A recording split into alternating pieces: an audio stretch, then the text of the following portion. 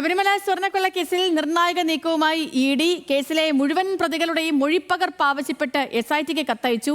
മുഖ്യപ്രതി ഉണ്ണികൃഷ്ണൻ പോറ്റിയുടെ മൊഴിയിലെ ഉന്നതരുടെ വിവരങ്ങൾ അടക്കം കൈമാറണമെന്നാണ് ആവശ്യം. കട്ടിളപ്പാളി കേസിൽ പോറ്റിയെ പ്രത്യേക അന്വേഷണ സംഘം ജയിലിലെത്തി വീണ്ടും ചോദ്യം ചെയ്യുകയും ചെയ്തു. റിപ്പോർട്ടിലേക്ക്.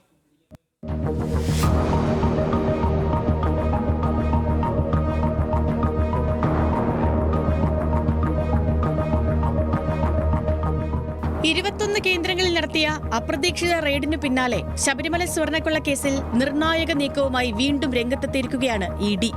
കേസിലെ മുഴുവൻ പ്രതികളുടെയും മൊഴിപ്പകർപ്പ് ലഭ്യമാക്കാൻ SITയോട് ഇഡി ആവശ്യപ്പെട്ടു. ഉണ്ണികൃഷ്ണൻ പോറ്റിയുടെ മൊഴിയിലെ ഉന്നതരുടെ അടക്കം മൊഴിപ്പകർപ്പ് വേണമെന്നാണ് ആവശ്യം. ഇതിൽ രാഷ്ട്രീയ പ്രവർത്തകർക്ക് പുറമെ ഉന്നത പോലീസ് ഉദ്യോഗസ്ഥരുടെയും ചലച്ചിത്ര മേഖലയിൽ നിന്നുള്ളവരുടെയും പേരുകൾ ഉൾപ്പെട്ടിട്ടുണ്ടെന്നാണ് വിവരം.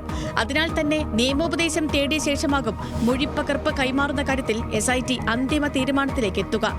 അതിനിടെ കട്ടിളപ്പാളി കേസിൽ ഉണ്ണികൃഷ്ണൻ പോറ്റിയെ SIT ജയിലിലെത്തി ഇന്നലെ വീണ്ടും ചോദ്യം ചെയ്തു. കേസിൽ കൂടുതൽ തെളിവുകൾ ശേഖരിക്കാനാണ് SITയുടെ ശ്രമം. ശ്രീകോവിലിന്റെ വാതിലിൽ നിന്നും സ്വർണം കവർന്നോ എന്നതിൽ ഇനിയും വ്യക്തത വന്നിട്ടില്ല. സ്വർണം വേർതിരിച്ചെടുത്തിട്ടില്ല എന്നാണ് പോറ്റി മൊഴി നൽകിയതെങ്കിലും അന്വേഷണ സംഘം ഇത് പൂർണ്ണമായും വിശ്വാസത്തിലെടുത്തിട്ടില്ല. കട്ടിളപ്പാളി കേസിൽ ഫെബ്രുവരി 1 ഉണ്ണികൃഷ്ണൻ പോറ്റിയുടെ റിമാൻഡ് കാലാവധി അവസാനിക്കുന്നത്. സ്വർണ്ണക്കൊള്ള അന്വേഷണത്തിൽ പാളിച്ച സംഭവിച്ചെന്നും SITക്ക് മേൽ സമ്മർദ്ദമുണ്ടെന്നും പ്രതിപക്ഷ നേതാവ് ആവർത്തിച്ചു. 90 ദിവസത്തിനുള്ളിൽ ചാർജ് ഷീറ്റ് കൊടുത്തില്ലെങ്കിൽ സ്റ്റാറ്റ്യൂട്ടറി ആയിട്ടുള്ള ജാമ്യം കിട്ടും. സ്റ്റാറ്റ്യൂട്ടറി ആയിട്ടുള്ള ജാമ്യം ഇപ്പോൾ കിട്ടി. ഇപ്പോൾ ഉണ്ണികൃഷ്ണൻ പോറ്റി വരെ പുറത്തിറങ്ങും. അതിന് അർത്ഥം SITയുടെ മീതെ ഈ പ്രതികളെല്ലാം പുറത്തിറങ്ങുന്നതിന് വേണ്ടി സർക്കാരിൻ്റെ ഒരു സമ്മർദ്ദം ഉണ്ട് എന്നുള്ള ഞങ്ങളുടെ ആരോപണം ശരിവെക്കുന്നതാണ്. എന്നാൽ അന്വേഷണത്തിന്റെ വ്യാപ്തി കാരണമാണ് 90 ദിവസത്തിനുള്ളിൽ കുറ്റപത്രം നൽകാൻ സാധിക്കാത്തതെന്നാണ് CPIMന്റെ വിശദീകരണം. SITയുടെ അന്വേഷണ വ്യാപ്തി കൂടി. ആദ്യം പറഞ്ഞതിന് അപ്പുറത്ത് കടന്നു.